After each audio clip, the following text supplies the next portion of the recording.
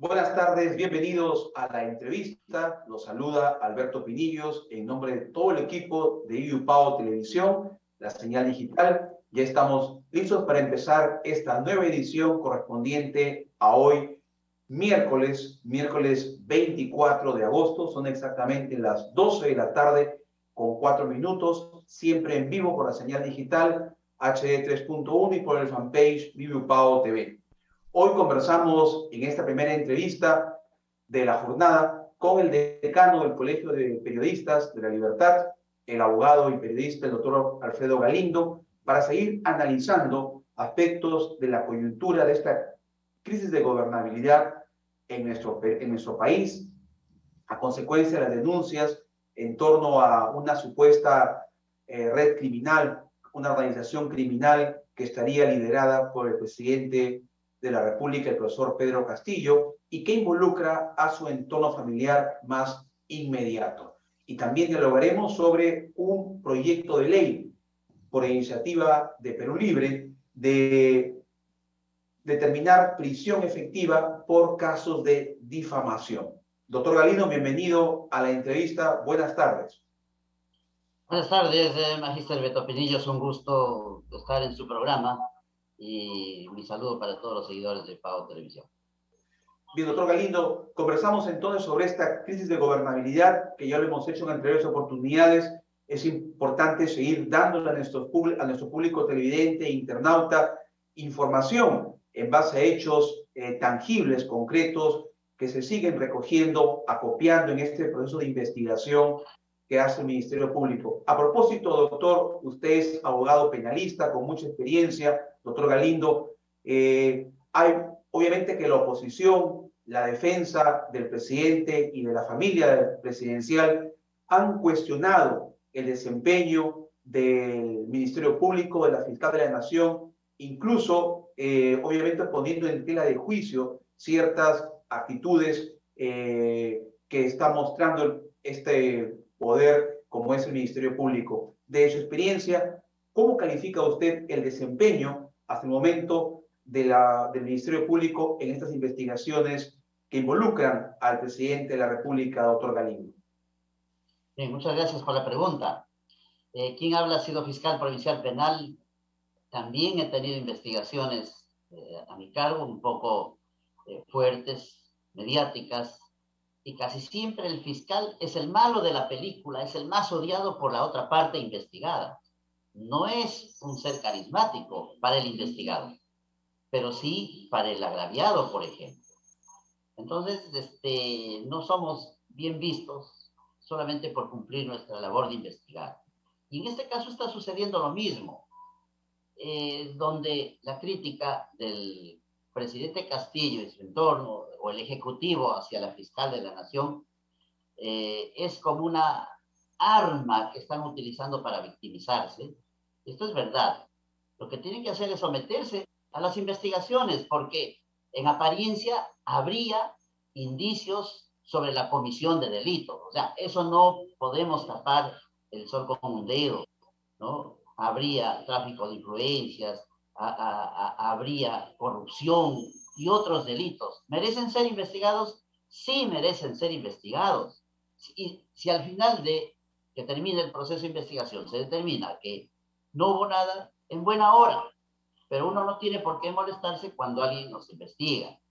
En ese caso concreto, lo que está haciendo la Fiscalía de la Nación me parece correcto, aunque también vale decir que a veces lo que se hace con la mano derecha se lo borra con la mano izquierda. ¿Que el caso de Castillo está actuando bien? Claro que está actuando bien, pero la misma fuerza, la misma celeridad no ocurre con otros casos. Por ejemplo, de Odebrecht, la fiscal de la Nación no ha dicho absolutamente nada. Liberaron como a 200 extranjeros con armas de fuego, no dijo nada. El congresista que está denunciado por presunta violación de una trabajadora en el Congreso sigue normal trabajando y la fiscal de la Nación no dice nada. Entonces, esta falta de coherencia, por un lado, sí, fortaleza para investigar, rapidez, pero por otro lado no dice nada, más aún que de manera, digamos, ilegal, sin argumentación debida, expectoró de la investigación a la fiscal Betsabe Revilla, que investigaba a su hermana. Entonces también de ese hecho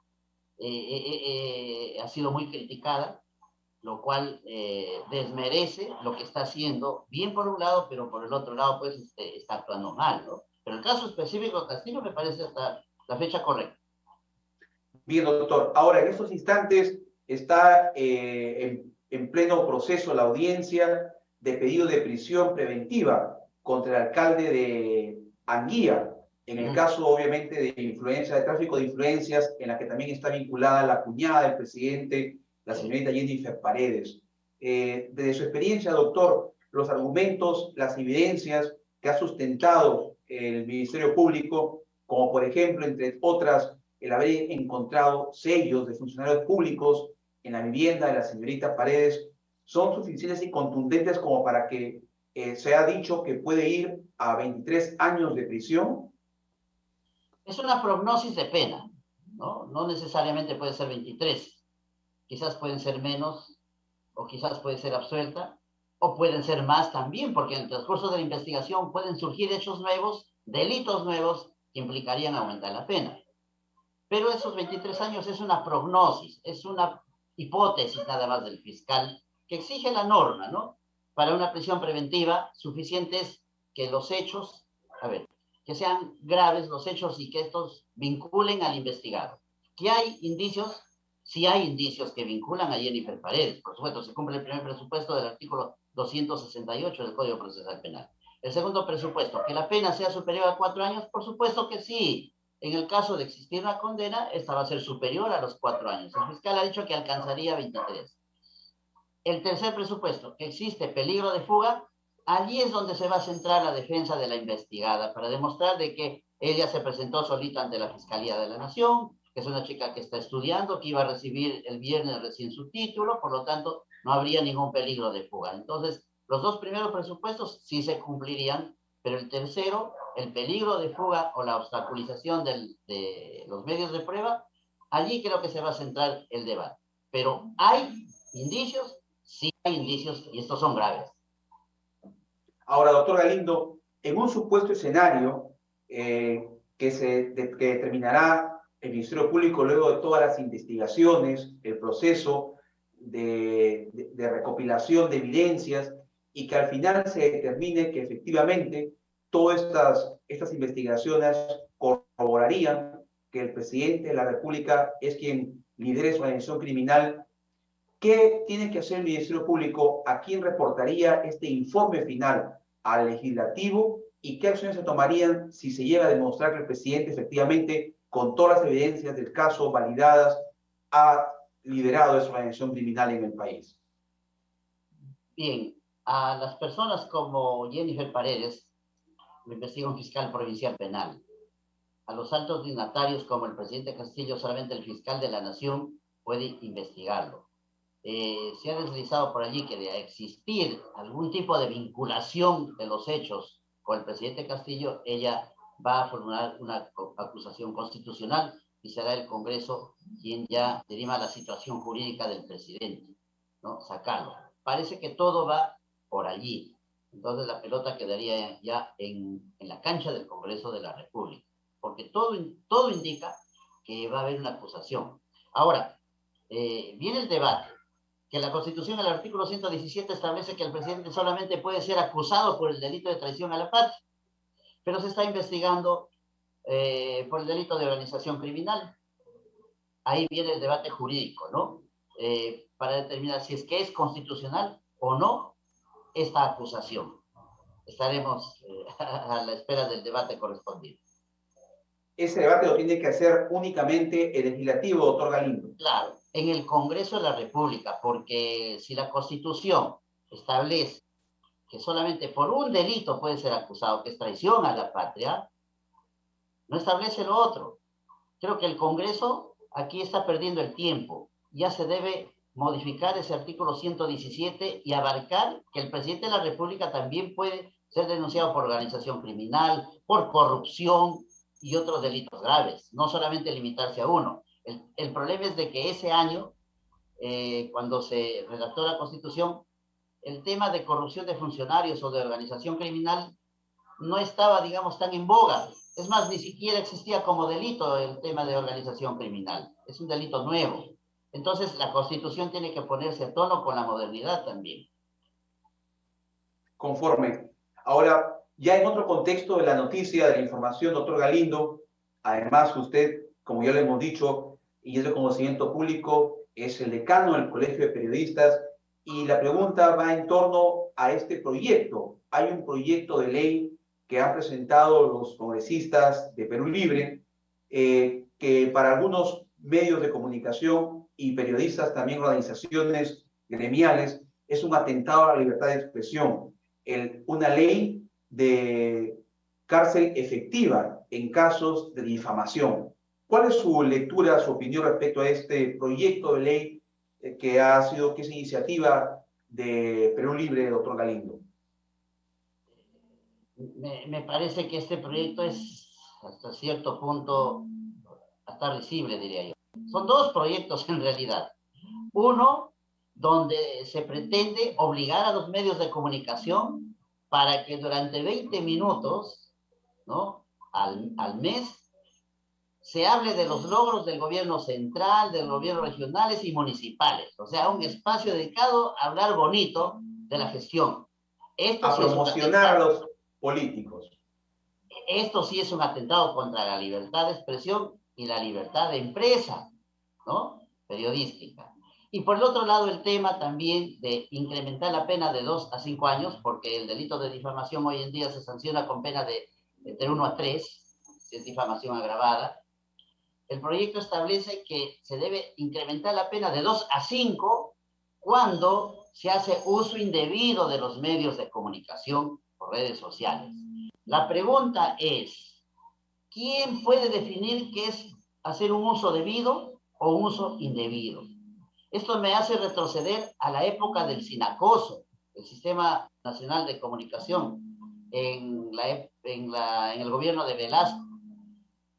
Cuando en un medio de comunicación se iba a difundir una noticia, una nota, previamente tenía que pasar por evaluación del SINACOSO, formado por militares. Entonces los militares daban el visto bueno si esta nota salía o no salía. Entonces no había libertad de expresión allí. Ahora la pelota no va a ir al SINACOSO, va a ir a un juez. El juez va a decidir si es que hay un uso debido y hay un uso indebido. Entonces, como periodista pregunto yo, ¿quién es el juez para entrometerse o a obligarlo a entrometerse en definir qué es un uso debido o un uso indebido? El juez era juez, pero no es periodista, no es comunicador, ¿no? Pueden cometerse errores, como ya un juez cometió un craso error cuando se sentenció al periodista, al colega Christopher Acosta, exalumno de la UPAO. ¿Por qué lo sentencian? Por difamación. Dijo el juez que ha hecho mal en publicar dichos de terceros como un acto de investigación periodística. Sabemos bien que esta herramienta, esta técnica de recoger versiones de terceros es válida en nosotros, los periodistas y comunicadores. Es muy válida. Pero en materia procesal, en materia penal, el dicho de tercero no es admisible, no vale. Entonces el juez ha razonado como juez, no ha razonado como periodista. Entonces ese argumento lo tomó para condenar a Christopher Acosta a 2 años de cárcel. Menos mal que este caso ya terminó, porque la Corte Interamericana ya se ha pronunciado al respecto de casos análogos, donde sí es válido recoger dicho de terceros. Entonces, fíjese cómo es que un proyecto mal redactado, mal intencionado, puede generar que un periodista, en base a una errónea interpretación de un juez, vaya a la cárcel, bajo el argumento de que se está haciendo uso indebido de un medio de comunicación. Este proyecto no debe prosperar. Así es, esperemos pues que el Parlamento recapacite, reflexione en que esa virtud no identifica mucho al Congreso en la actualidad, y estaremos atentos, doctor Galindo, a cuál es la decisión, cómo se va en este proceso de seguir investigando mayores indicios que se presentan, que estarían involucrando pues al presidente de la República y a su familia en esta supuesta red o banda criminal, organización criminal, como lo establece la investigación. Doctor Galindo, muy amable por su participación en la entrevista. Muchas gracias. Gracias a ustedes por la oportunidad. Bien, buenas tardes. Vamos a ir a una pausa. Son las 12:19 de la tarde y regresamos con más en la entrevista por IUPAO Televisión.